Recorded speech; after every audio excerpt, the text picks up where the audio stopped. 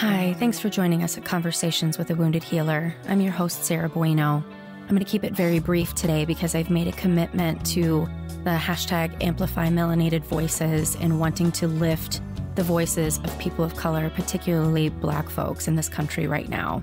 And I know we just released this episode fairly recently, but I could think of no other person who I wanted to hear from, and I wanted to make sure his message was heard.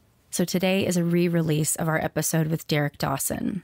Derrick is a member of the Anti-Racism Commission of the Episcopal Diocese of Chicago and has served as its co-chair for 3 years. He's the training manager at the Chicago law firm of Barak, Verrazano, Kirschbaum, and Nagelberg in Chicago, and is a graduate student and teaching assistant in English composition at Northeastern University. Derrick was also a broadcaster and journalist in the United States Navy, where he served for 8 years on ships in Asia and the Pacific.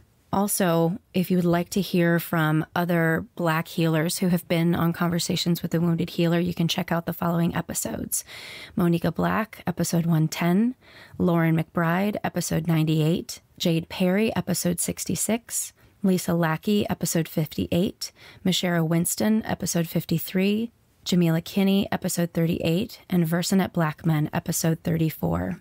So please take a really, really good listen to this episode, and let's all join in the fight against white supremacy. Hi, Derrick. Welcome to Conversations with a Wounded Healer. How are ya?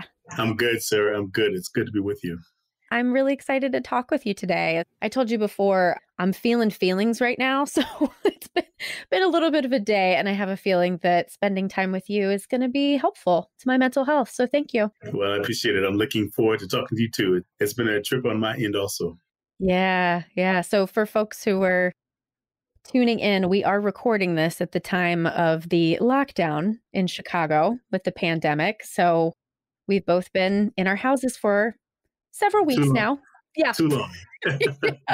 Too long. Yeah. Well, would you be able to share with folks who you are and more about what you do? I can try. My name is Derrick Dawson. I am the co-program coordinator of Chicago Regional Organizing for Anti-Racism, otherwise known as Chicago ROAR. Chicago ROAR is a local program of Crossroads anti-racism organizing and training. We do institutional and systemic anti-racism and anti-oppression work throughout the country as Crossroads. And my primary responsibility as an organizer and trainer with Crossroads is to co-lead Chicago ROAR here in Chicago. I also do trainings, workshops, and other anti-racism work around the country. But my home is right here in Chicago, where I'm from. Yeah. And we met because one of my dear friends, Sarah Suzuki, has been to the Crossroads trainings countless times. And she encouraged me to come, saying how amazing it was. And I was just blown away. It was such a great training, and I can't stop yapping about it. I appreciate that. I love Sarah. Sarah has been an amazing supporter of Chicago ROAR's work here in the city. So I'm really happy that she connected us, and glad to know both of you.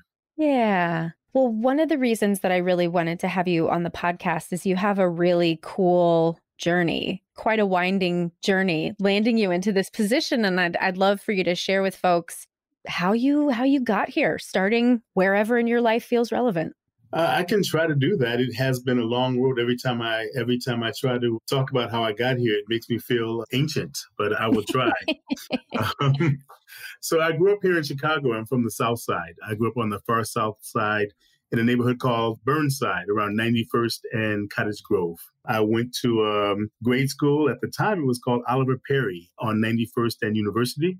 And we were one of the first Black families in the neighborhood. In fact, when my brother and I started kindergarten at Oliver Perry, we were the first Black kids at the school, pretty much. And by the time we graduated from the 8th grade, there were no white kids left in the school or in the neighborhood. That's how quickly white flight happened in that community. But I left there and went to a high school called Lindblom Technical High School in about 1980, and left Lindblom to study architecture at the University of Colorado at Boulder. When I got to Boulder, several things happened to interrupt my course. I'll go into detail if you want me to in a moment. But I ended up changing my major because of basically a racial incident, and changed my major to English. And after that, I left in the middle of college during a great recession in the 1982 or so, And I joined the Navy, where I became a broadcaster and journalist on ships in the Pacific. I did that for about 10 years, traveled around the world, and came back to California and began a career in law. I worked in law firms up and down the West Coast before returning to Chicago a couple of decades ago, where I continued my career in law at major law firms in Chicago as a training manager. I was also a cradle Episcopalian. I was baptized at St. Edmund's Episcopal Church in the early 1960s. And after I moved back to Chicago, I felt an urge to go back to church. So I landed at a church on the west side called St. Martin's Episcopal Church, where I am still a member. And the priest at the church at the time was a man named Reverend Juan Reed, and he insisted that anyone who attend his church go to a Crossroads Anti-Racism and Organizing 2.5-day anti-racism workshop, the same workshop that I met you in. Yep. And that is the moment that changed the course of my life, having a new analysis and understanding of race and racism that I had never experienced before. And that's the beginning of what got me here. Yes. I definitely want to go into that sort of analysis because I think it would be really helpful to break it down. But you said that you'd be willing to go into details about that story that happened in college. I remember you sharing at the training, so I'd love if you'd share it with our listeners too. Sure. Yeah, I can do that. Again, I was studying architecture, but most of your listeners who have gone to college remember having to take English 101. And I came out of Lindblom with what I understood to be a very good education. And I was a very good writer, I thought. And so the professor asked us all to write an essay. And I wrote an essay and handed it in with the rest of the class. And when he went to hand the essays back, he did not give mine to me. And I asked why. And he said he wanted to see me in his office. And he was very blunt. He said, "I do not believe a Black boy from the South Side of Chicago could write a paper of this quality." And he said that if I really wrote that paper, then I needed to prove it to him. And it actually began one of the most shameful experiences of my life, even to this day. Because he said, the way I want you to prove it to me is by writing another paper of the same quality on a topic of my choosing in my office while I watch. And it was a shameful experience, Sarah, because it never occurred to me that I had a choice. So I did exactly that. I sat down in his office. I wrote a paper. I still remember the paper, even though it's been over 40 years. And I wrote the paper. It was a brilliant paper, I might add. And through that experience, I actually got my first job as an adult, where I got a job in the English department at the University of Colorado at Boulder, where my responsibilities were to tutor functionally illiterate African American football and basketball players on the University of Colorado team. Interestingly enough, I also got arrested for my first time as an adult. When I was working in the library tutoring, I left the library and was promptly arrested. And I was arrested because I fit the description of someone who had stolen a white woman's purse in the library. So this was my experience as an 18-year-old freshman at the University of Colorado at Boulder.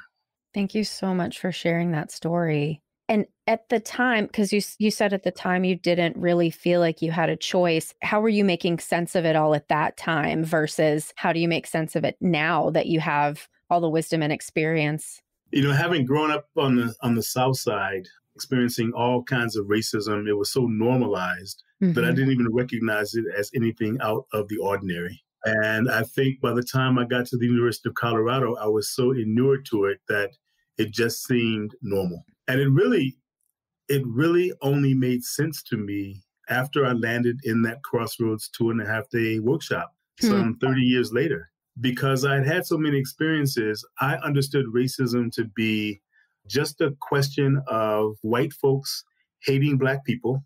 Discrimination and racism was such a part of my life that I didn't even question it or think about it very much, except as just the water that I swam in. And so when I went to that training for Crossroads, you know, we talk about institutional and systemic racism and power. And it occurred to me in that workshop that perhaps my experience was not about an individual racist professor at the University of Colorado, but I understood that it had a much more to do with systems and power and how professors and other educators are trained through white supremacy to behave in certain ways. And Yeah. I had been educated and socialized to behave in certain ways also. So what was there to question? It just didn't Yeah. occur to me other than to become angry and accept it as my lot in life. That was my response. And I'm so glad that you brought up the term white supremacy too. The thing that was so, I guess, enlightening for me at the Crossroads training was the recognition of everything being white supremacy. Like, as soon as I left the training, I was like, literally all of this is white supremacy. I can't stop seeing it now. But I only went through the training once, where Sarah has gone a trillion times. I can't articulate it yet. Can you tell the audience what is the connection between capitalism and white supremacy? Because in America, we live in a capitalist society. Yeah, well, capitalism and racism are inexplicably linked, of course. If you think about the history of the United States, we use the framework of a woman named Andrea Smith, and she talks about three pillars of white supremacy. And in her context, the way she talks about white supremacy and those three pillars are genocide, capitalism, and Orientalism, as coined by Edward Said. And what this means is that in order to conquer another people, particularly if there are people on the places that you want to colonize, the first thing that you have to do is get rid of the people who are on that land. Mm-hmm. And in the United States, those people were Native Americans, some 250 million Native American peoples on what we now call North America. And so we talk about genocide as being one of those three pillars, according to Andrea Smith. Another pillar is capitalism, because once you clear the land of the people, the next thing you need to do is find free and cheap labor in order to do the work, to work that land that you have now cleared out. And in the United States, that land was worked by enslaved people who were brought over here as chattel from Africa. So that's the second pillar of white supremacy. And the third pillar of white supremacy is Orientalism. And again, that's a phrase that was coined by Edward Said in his book, Capitalism. And what he talks about is the othering, primarily of Middle Eastern and Arab folk, but that is extended over the history of the United States to include othering of all kinds of people, Asian people, Latino people, and all other groups. And so you combine those three pillars, and that is the foundation of the United States. And so everything has to be related to that history. Everything is born out of that history. And you talked about the fact that we're recording this conversation in the middle of the COVID-19 pandemic. Mm-hmm. And there's so many examples of those three pillars included in that. Certainly, we see the othering of Asian Americans who are being held responsible and oftentimes killed for inflicting COVID on the United States and the world. We see capitalism and free and cheap labor in terms of I think today they announced the unemployment rate has shot up within the last week to 6.6 million people. And the preponderance of those people are people of color who make little money. In fact, they've been fighting for a minimum wage of $15, and the efforts were largely ignored until COVID-19 happened. And then all of a sudden we realized that our entire economy has been placed on the backs of those underpaid, underappreciated people. And none of this would have happened had the land of Native Americans not been stolen and those people having genocide committed against them. And we still have this notion that Native people are now extinct, which is, of course, patently ridiculous. But the notion of white supremacy is based on all of those factors. And again, I think the current pandemic is a perfect example of how white supremacy is underlying all of this. And the fact that our president is struggling so much with the fact that we have to shut down the markets, right? Exactly. Everything is shut down, and he wanted to get shit back up and running by Easter. And one of the things that makes me so weary right now is the question of what is going to come of all this, because our country is so just the idea of shifting to more social responsibility is just, the Republicans and people with power will shudder at that. But that's what we have to do right now to survive this. And I'm really scared with what the people in power are going to do to not lose that power. Yeah, it's true. Historically, there have been many cases of fascist regimes using opportunities like this to seize even more problem. Mm, Again, the reality is that all of us are commodified by a white supremacist system. right. And what that means is we have an opportunity now to rethink that commodification. I mean, if this is not a perfectly clear example of how we are all commodified and all damaged by white supremacy, I'm not sure what it will take. What Right. concerns me is that there's a drive now, and I think we all experience it because of this socialization. There's a drive now to get back to normal. Right. We want to get back to work. Many of us are spending 8 hours a day on conference calls, which amazingly we shifted to within a week's time. Hmm. We are so used to being productive that what we want to do is get back to being productive. We want to get back to normal. We want to go back to work. And if we think about it, things were not working well before COVID Right. 19 happened. Right. If things were working well, we would not have people who are uninsured. We would not Right. have people who could not handle 1 week without pay before they are at risk of being evicted. There is nothing about our society that was considered normal that we need to go back to. But even now, as we sit here having this conversation, there's what feels like an internal drive to get back to normal Yeah. without the recognition that normal was killing us. And that is Yes. not where we want to go.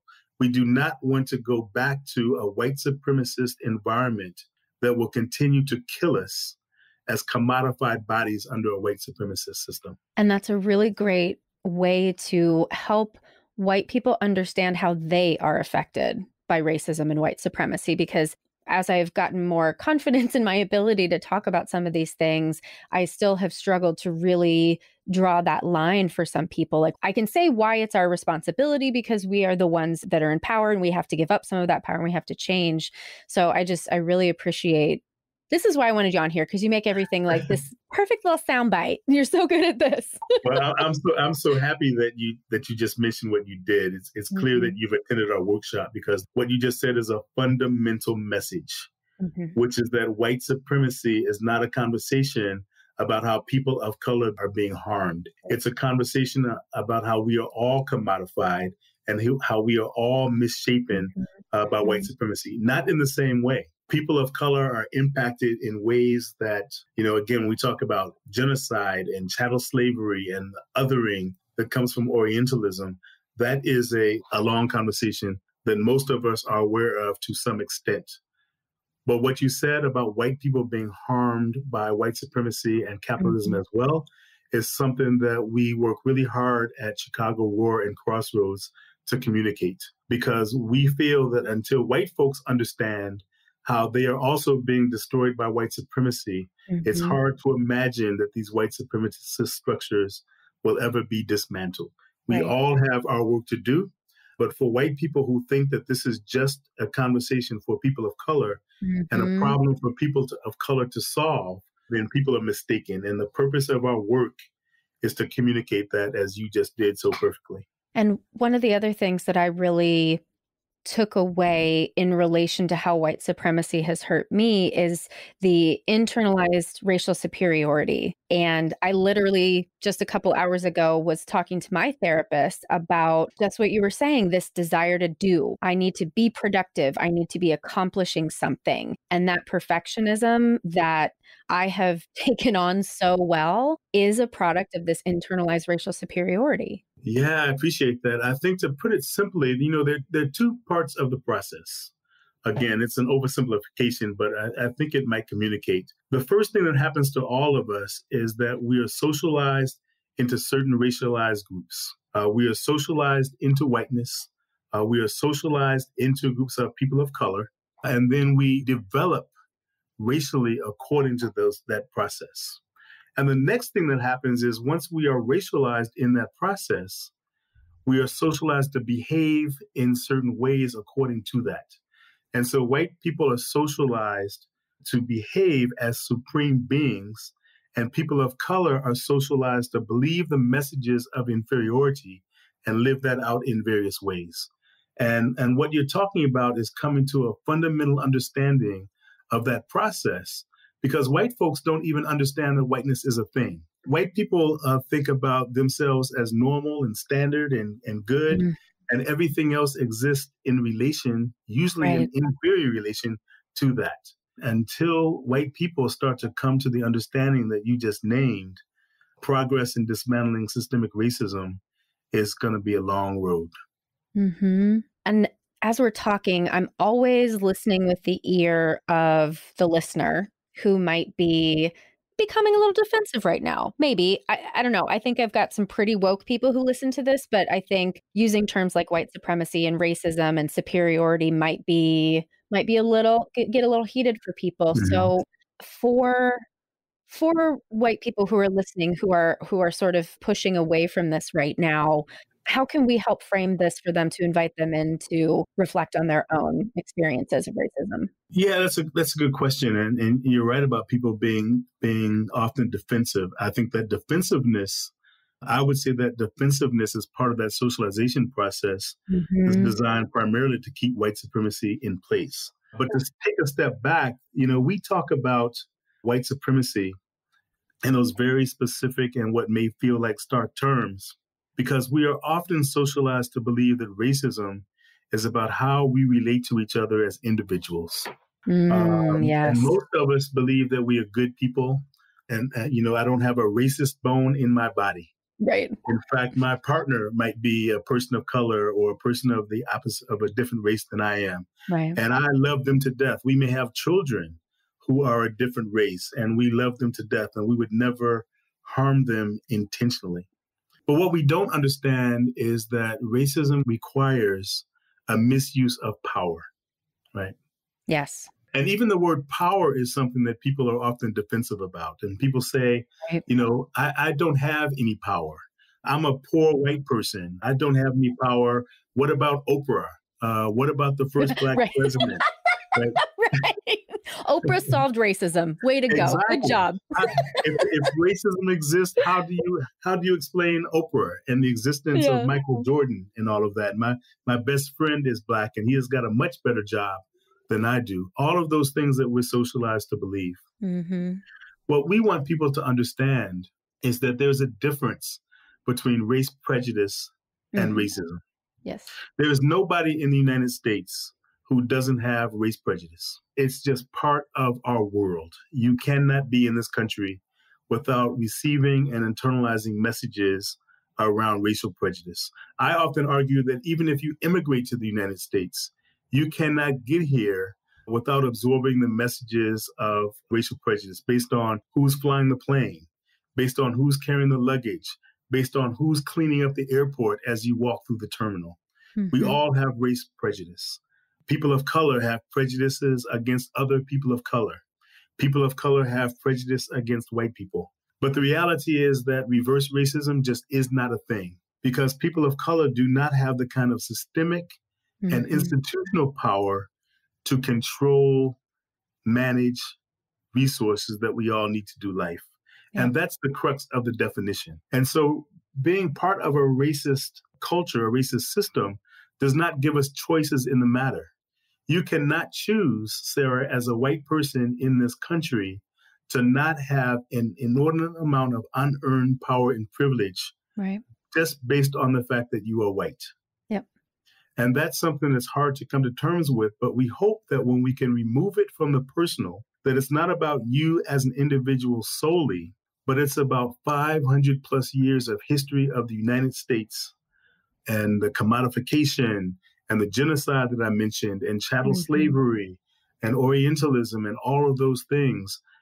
We have inherited them. We have inherited a system and there's nothing we can do about it except acknowledge that and dismantle it. But if we don't acknowledge it, then we are actually maintaining. Ibram X. Kendi has a book out called How to Be an Anti-Racist.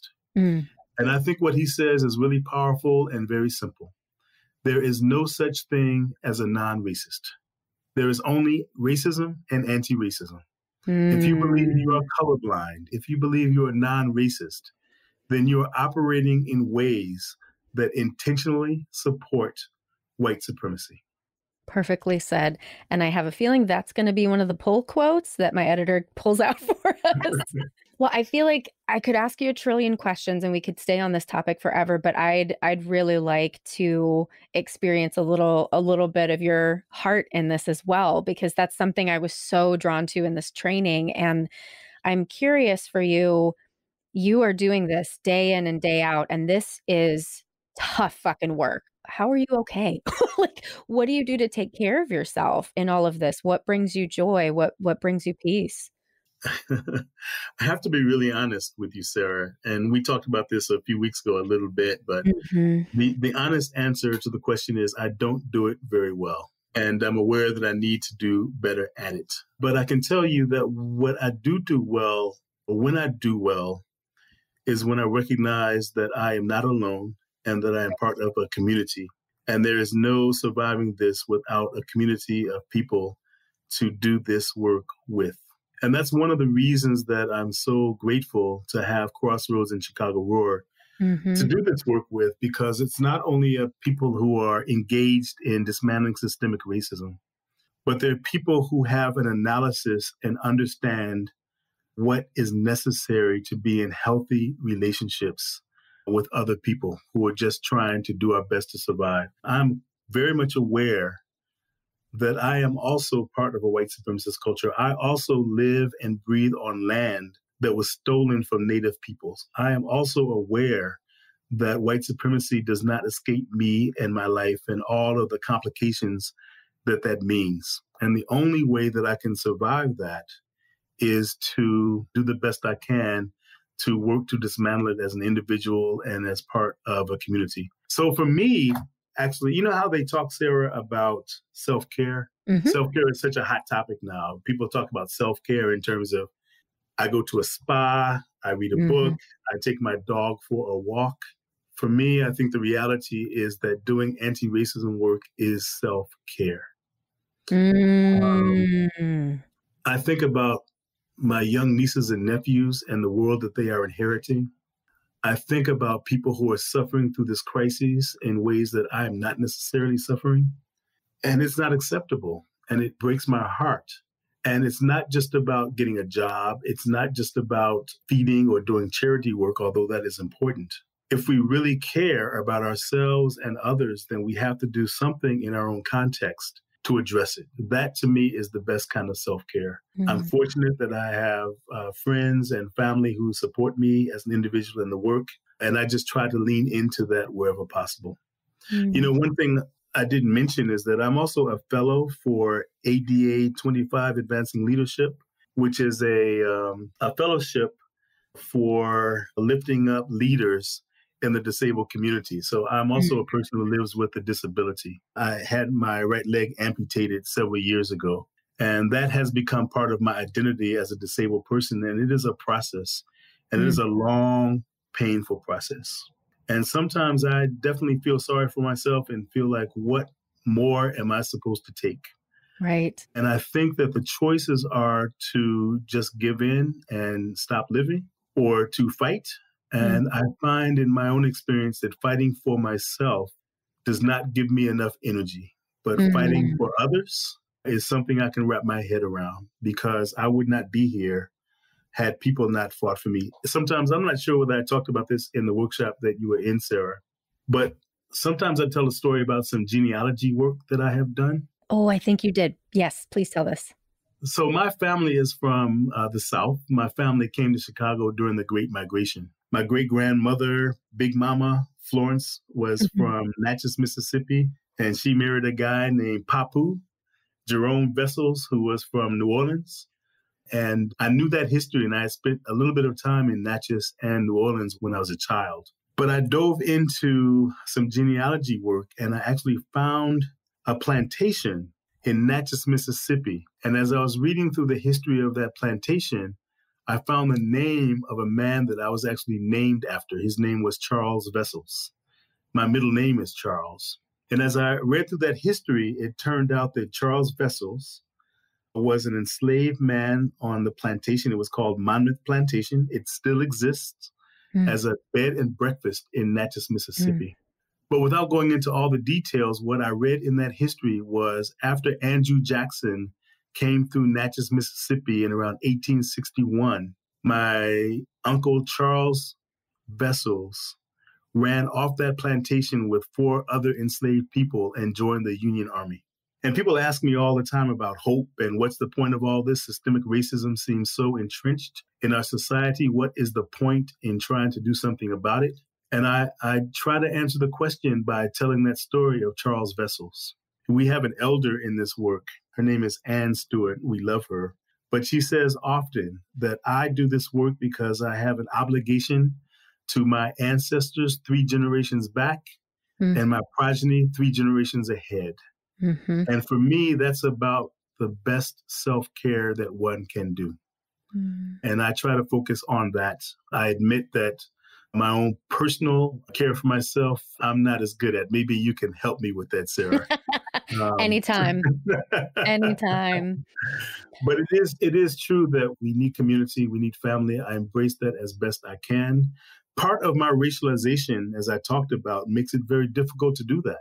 Right. You know, when you're a Black man who's from the South Side of Chicago, having the kinds of experiences that I've already shared and many, many more that I could not share, it produces a kind of resistance-based, masculinity-based, toxic mix of I have to handle this on my own. Yeah. And that makes it very difficult to engage in the real kind of self-care and self-healing that's needed. That's why toxic masculinity is such a problem. That's why homophobia is such a problem. Because it's not just about an individual makeup. It's about a socialization process based in white supremacy that makes us into these misshapen human beings. And that's the problem. Taking a hot bubble bath or a walk with my dog may give some relief from that temporarily. Right. But until we start addressing systemic and institutional racism and all of the complicated, deep-seated ways that they are killing us, there is no such thing as self-care in a white supremacist, deadly system such as the one that we're living in. Yeah. I'm so struck by what you said about my anti-racism work is self-care. And I mean, that really begs the question that I'm curious your answer, but I kind of can probably predict it at this point. But do you consider yourself a healer in terms of this work? I don't like to consider myself a healer, Sarah, but as you can imagine, you probably know me well enough. But the answer is I do feel that the work I do is healing work. Yes. I have another colleague, his name is James Addington, and he does a lot of work around racism and neuroscience. And one thing that he talks about is that racism destroys community. Racism destroys the environment. We could talk about environmental racism again with global warming and how global warming is clearly race-based. It's not hard to look around and see that we are killing each other and killing the planet. Anti-racism work is the only thing that's going to heal the planet. It's the only thing that is going to make it possible for us to be together in community in any kind of an authentic way. And so anti-racism work as healing work, and since I have dedicated my life to anti-racism work and anti-oppression work, my only answer has to be yes, I consider myself a healer, an imperfect one to be sure. But yes, I do think my work is healing work, and those who are doing much greater healing work through anti-racism than I do. But I'd have to say yes, humbly. Yay! I do consider my work healing work. I'm glad to hear that. And how do you feel about the term wounded healer? Oh, Sarah. If you just got me to admit that my work is healing work, I think I've already shared enough to say that I am involved in a lifetime of healing myself. I think I could only do this work if I recognize that there's a lot of damage that has been done to me and others in my community and all of us as white people and people of color, as gay people, as queer people, as trans people, all of us. Nobody escapes a white supremacist world without being wounded and damaged in profound ways. And so as a healer, I am wounded like everyone else. And the work I'm engaged in has to do with healing myself healing others and healing the planet to the extent I can help with that. Mm-hmm. I'm so struck by the words that you're saying. I can imagine if someone were just reading this off the page, they might think that you were negative and depressing and all of these sorts of things. But it must just be a healing, energetic quality that you have that really, when you express this to me, it's just hopeful and inspiring. Yeah, I feel that way. We have a president now who comes on television lately every night, and he tells a series of lies. He trades in hate and racism. And he says, I do this because I want to sound positive. Did he seriously say that? He seriously said it. What he a said, fucking idiot. I want to give people hope. Oh my God. And I think that we have a history in this country, well-phrased, pretty-sounding lies that kill. And I believe that sometimes the way to heal is to be honest, to tell the truth, which is often painful. What is killing us so that we can actually live. And it is serious. And I have a tendency to be a serious person, but I can tell you that there would be no point to any of this without humor, without the ability to laugh, without the ability to find joy, without the ability to experience life in all of its beauty. A couple of my colleagues just had babies, and I was on a Zoom call and saw the babies today. Hello, Ali. What could be more beautiful than seeing a little baby smiling and googling? But what could be more awful than killing the planet that he needs to grow into? I find that as positive can be. Right. And I am 56 years old now, and it is hard work, as you said, and there is no time for pretty little lies that make us feel good while killing us. And from a psychology perspective, just thinking about, because when we don't need to devolve into this just being a I hate Trump session, but the fact that he believes these lies and believes them to the point that he thinks he is extending hope just tells me so much about how sadistic and narcissistic injury was a part of his early life. And he's been crushed underneath the weight of that. Yeah, I agree. But more importantly for me, Sarah, one of the reasons I don't talk about Trump very much is because I think that can be another trap. It can be a trap in that we put all of this on the back of Trump. And in some ways, it lets us off the hook. Yeah. The reality is that Trump would not exist if some 340 million Americans have not been wounded, right, have not been damaged, have not been shaped into racist ways of being. right. I mean, think about it. How could a man who claims to be the leader of this country blame a virus on Asian people and still be in office? That is not him being damaged. That is us being damaged. That's such a great point. And the other problem is that if we put it all on Trump, then when Trump is out of office, and please God, let that be soon. Please God. Then we will tell ourselves that racism has gone away because Trump has gone away, just like we told ourselves that racism went away when Obama was elected president. Yep. And racism has been part of this culture in the United States since before this was the United States. And pinning that on one person without recognizing that this is a culture of white supremacy that has commodified us all. And the reason that Trump is in office is because we are acting like commodified bodies. We will miss the point. And we'll be having the same conversation 30 years from now. Trump, I'm sad to say, is not the problem. He's a symptom of the problem. Yep. But every day when he's on camera, and I ask myself all the time, it's a rhetorical question, but how does this continue? It's not because of him. It's because of us. It's because of white supremacy. Yeah, absolutely. I just want to let that breathe for a minute because that was really, I think that's especially important for, a lot of people who listen to this podcast, I think are very liberal.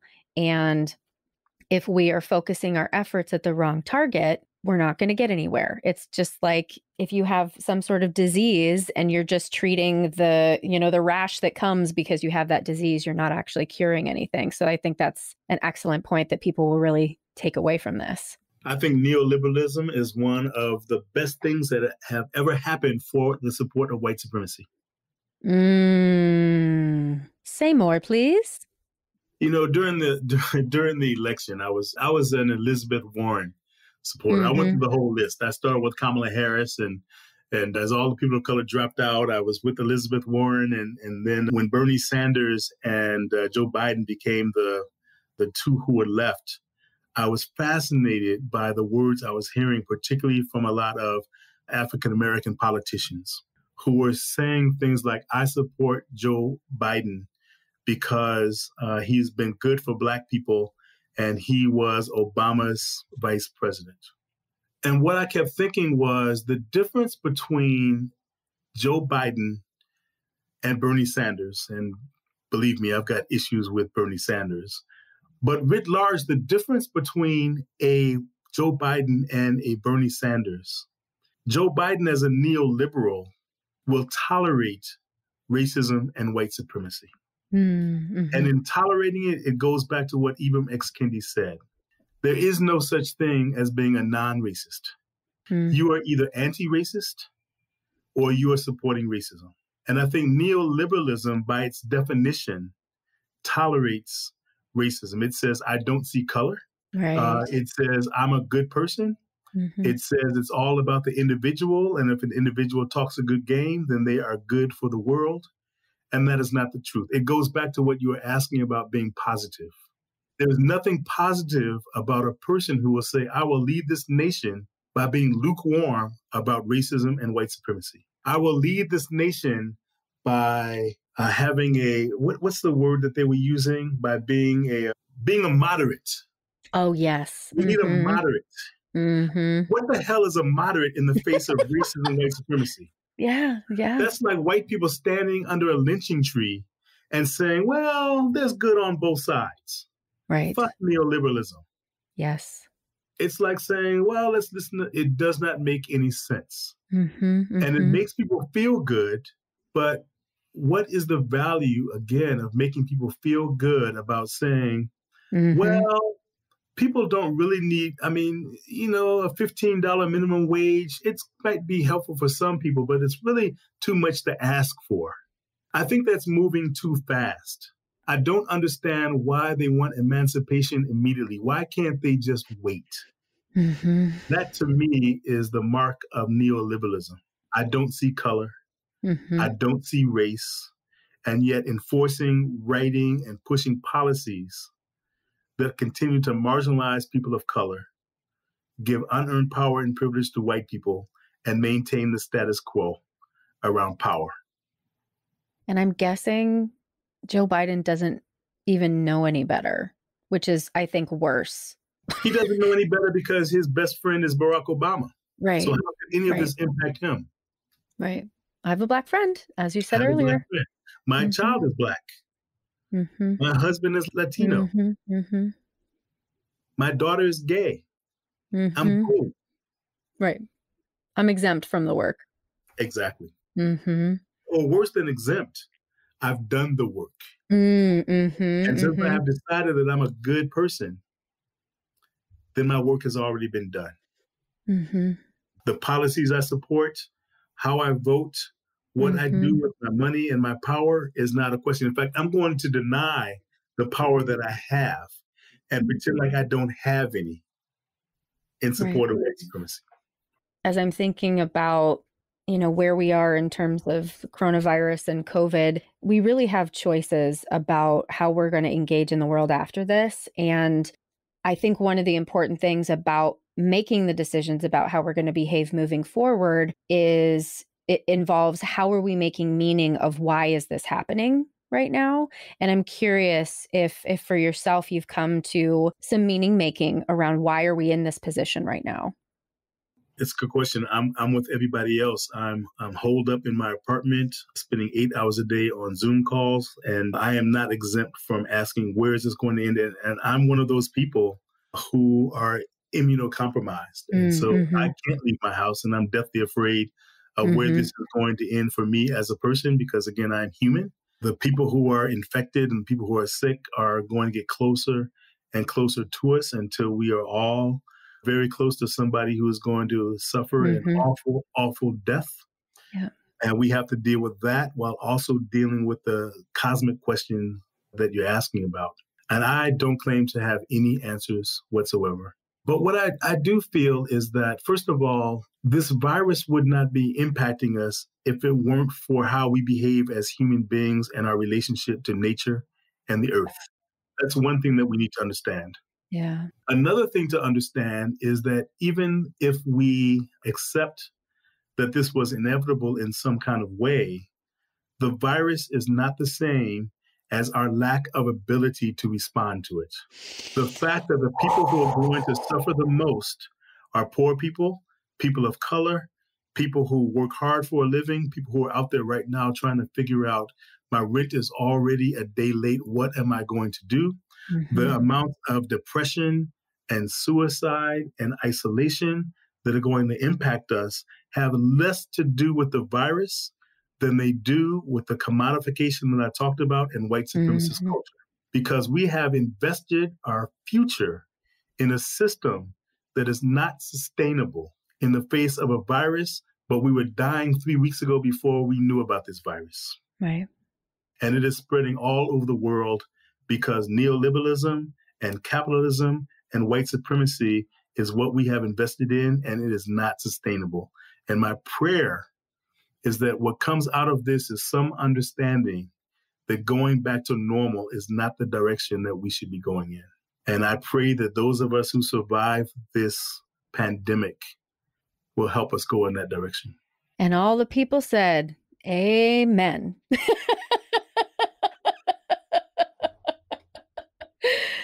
Wow, Derrick, I knew it was going to be an amazing conversation, and it has even surpassed that expectation. So I'm just so grateful you took the time to spend with me today. I really do appreciate the invitation. The next time we talk, we'll have drinks and engage in some lighter fare. There you go. There you go. Well, before you go, would you share CROAR's website so people know where to find you, and at least people in Chicago can do the trainings, and then that can connect them to the other Crossroads organizations, right? Absolutely. I'll give a couple of websites. One is crossroadsanti-racism.org, and that will take you to our Chicago Roar webpage, which is croar.org. And you can find us there. Again, my name is Derrick Dawson. You can find me on LinkedIn, and you can also find CROAR there. We also have a Facebook page. Just type in CROAR, and you will find our calendar of workshops and other conversations. And we are happy to have a conversation about how you and or your organization can work towards dismantling systemic racism. I would love to engage with you in that conversation. And after this, I bet you a lot of people are going to be wanting that. I hope so. Let me say that when you talk about healing again, and what brings me joy is I can say with all sincerity, I spent 10 years in the military and 20 years in corporate law. And this work is much more difficult than any of that work was. And this work has given me life in a way that I never could have gotten without it. And I have yet to experience anyone who hasn't engaged with this work, who hasn't said, as difficult as it is, I'm so happy to have evolved to a place where I can engage in work and conversations that are actually life-giving. And how rare is it that we can find things to do with our time and our energy that are actually life-giving? I find that to be a gift that I treasure, and I'm grateful.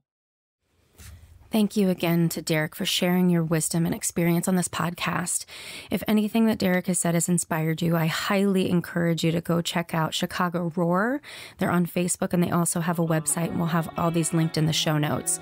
Also, we will have some resources for folks who are interested in taking more anti-racist action, whether that's education within yourself and supporting local and national organizations that are in this fight to end white supremacy. So thank you so much for joining me for this important conversation today. Thanks as always to Andrea Klunder, the Creative Imposter Studios, for editing, to Liam O'Donnell for the album art, and to Ben Mueller for our theme music. Until next time, bye-bye.